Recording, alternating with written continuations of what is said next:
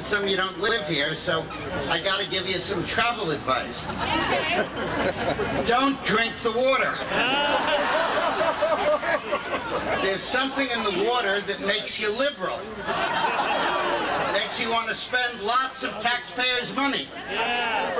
Makes you want to regulate. Bottled water only. Now, you know what you do when water is contaminated? You don't drink it. No, you boil it. Yeah. And then you toss in a tea bag.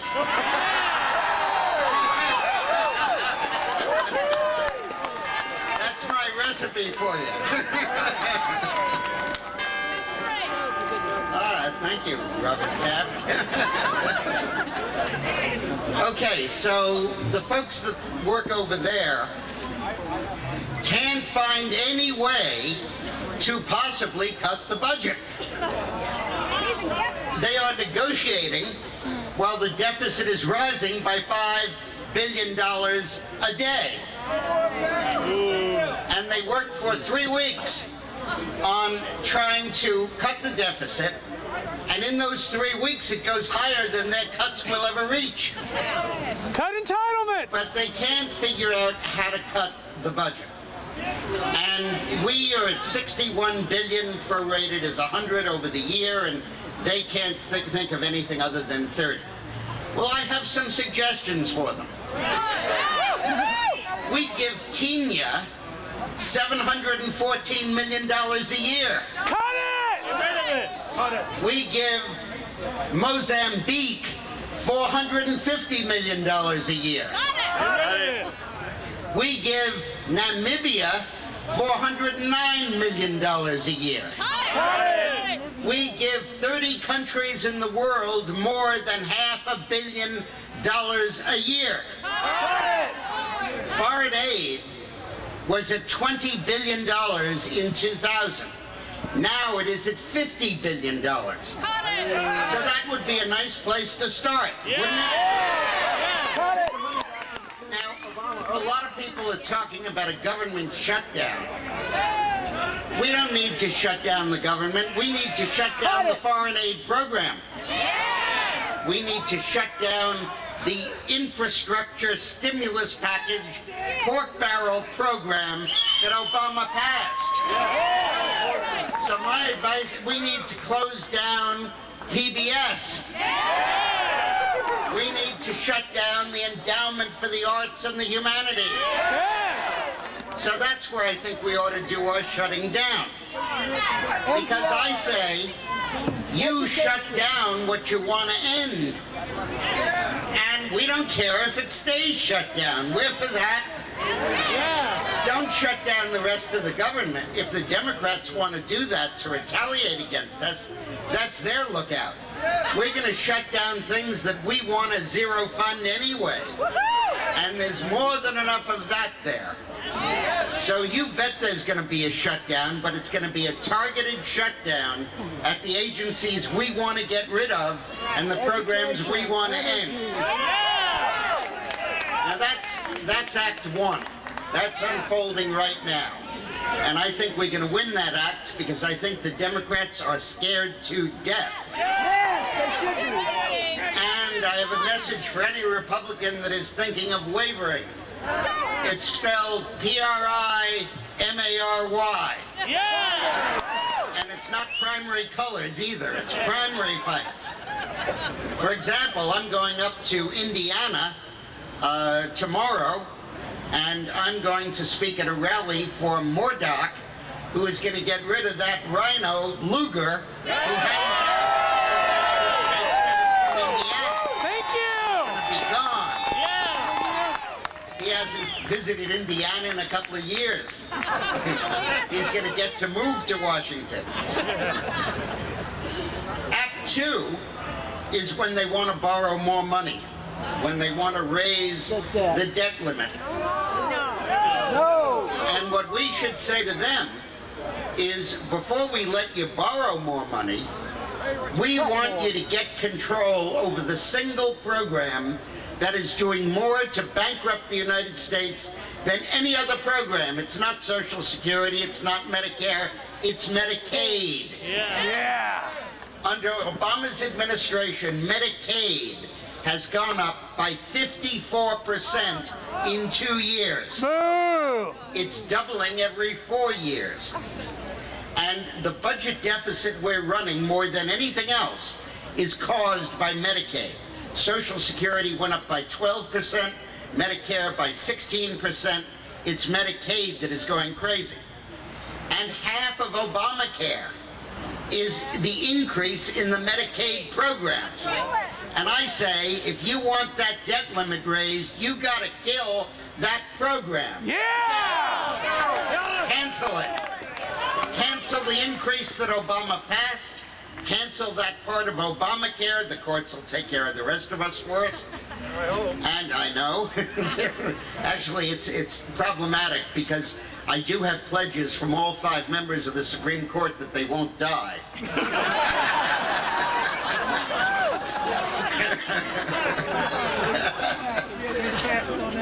But the point is that we tell the Democrats in Congress, you got to roll Medicaid back to the 2008 levels of spending. Yes. You got to give it to the states. Yes. And let the states do whatever they want with it. Yeah. You don't want to spend $750,000 per state covering Viagra? You don't have to. You don't want to cover people who make incomes of up to $80,000 a year? You don't have to. Every state makes its own decision about how to spend that money. Now, as we're speaking, the governors of Wisconsin and Ohio and Indiana and Pennsylvania and Tennessee and Idaho are standing up to regain control of their own states. Yeah! Thank you! They are saying, vote me out of office if you want to, but you're going to run your own schools. You're going to decide who gets hired and who gets fired. And no union contract is going to make us keep incompetence on our payroll. You know, in New York City, there are 80,000 school teachers, and 4,000 of them have got to be fired because of budget cuts. Well, coincidentally, there are 4,000 teachers in New York City who every day go to what are called rubber rooms. Those are rooms where they never see a student. They watch TV, they read the paper. Some of them even are literate enough to read a book, if there's large print. But they are so abusive, physically, verbally, even sexually, and they are so incompetent and so crazy that the chancellor has judged that they cannot be exposed to students. But the union contract won't let us fire them. The total number of people that have been discharged of New York City school system for cause in the last 10 years with 80,000 teachers is 2. And they can't touch those 4,000. So now layoffs are coming. Which 4,000 are going to be laid off? The people who enrolled in Teach America from Princeton and Columbia and Yale. 20% of the graduating classes go in to Teach for America, thank God. Motivated, articulate, brilliant young people wanting to serve the country and help our students. They're going to be the first ones laid off because they don't have the seniority. And these 4,000 schlepp-alongs are going to still be inside the rubber rooms, and we can't touch them. It's criminal! And when Bloomberg asked the legislature to give him authority to lay them off, not the seniority, the people low in seniority, the unions and the state assembly they control said no. You got to lay off all the young idealistic teachers. Well, that is ending now because of the stern, aggressive actions of the new American heroes. Scott Walker of Wisconsin, John Kasich of Ohio, Mitch Daniels of Indiana,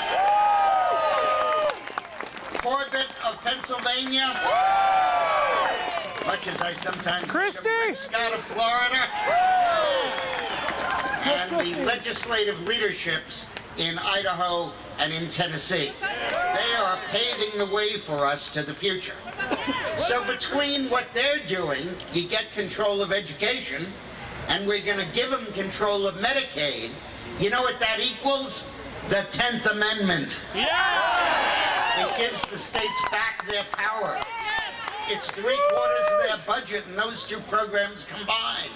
And we're taking the power away from the unions over the schools and the feds over the healthcare system, and being governor of a state will now mean something. Thank you! Then we come to Act 3. That's the biggie. 2012. That's going to be the budget for the year 2012. Now, the debate will start now, but it'll get real serious over the summer. And everybody's going to say, you're going to shut down the government in order to get rid of Obama's programs. And I say, again, what do you got to shut the government down for? You don't want the individual mandate enforced that requires everybody to buy health insurance, approved by the government, written by the government, and pay full freight for it? You don't want that enforced? You don't want the employer mandate enforced that's going to cost us jobs? Fine. Close down the IRS. Zero funding until they approve of the budget with those riders in it. Thank you! We could do without it for a couple of weeks, believe me. And when those guys aren't drawing salaries, you bet they'll begin to see the light. You don't want carbon limits that are going to destroy American manufacturing and force the jobs overseas. By the way, in my book, Revolt, I point out that the United States has already accomplished 60% of the goals of Kyoto and Copenhagen in reducing carbon emissions. The way free men and free women do it, through the market, through education, through voluntary action, not through coercion and taxation and regulation. But you don't want the EPA unilaterally imposing what Congress didn't approve? Close them down. Put that rider in their budget, and if they don't like it, we don't have an EPA. Believe me, nobody's gonna cry. You don't want the National Labor Relations Board to jam down the throats of American business and labor the provisions that Congress rejected for the card check bill that says you set up a union with no secret ballot and people are coerced into checking off the cards and that's enough and they have no further role in the process. Well, put a rider in the NLRB budget, National Labor Relations Board budget, saying you may not suspend the secret ballot. And if the Senate won't go along with it, zero fund the NLRB. You don't want the FCC cracking down on talk radio? No! Telling you that here's their game, every talk radio show has to locally produce 25% of its content. Now, Rush Limbaugh, Sean Hannity, those shows are cheap for a radio station to run. In fact, they don't pay for them.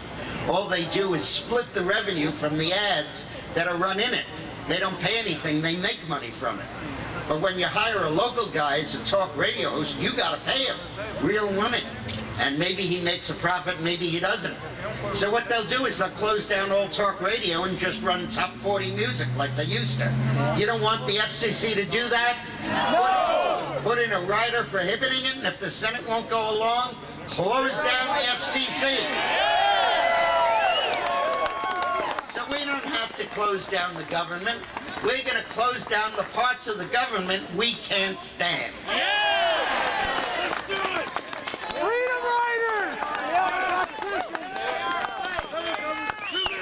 And that strategy is going to work because the only alternative Obama and the senators have then is to say, to spite you, we're going to close down the rest of the government.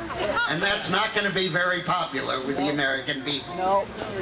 So listen, I went throughout the United States during the election year of 2010 speaking at Tea Party gatherings. Yeah. And I always quoted that wonderful movie, Same Time Next Year. I said, we're going to get together in the same place at the same time to hold their feet to the fire and make sure that they act as they promised to act during the election of 2010. Yeah. And that's why you're here, and that's why I'm here, and that's why together we're going to win.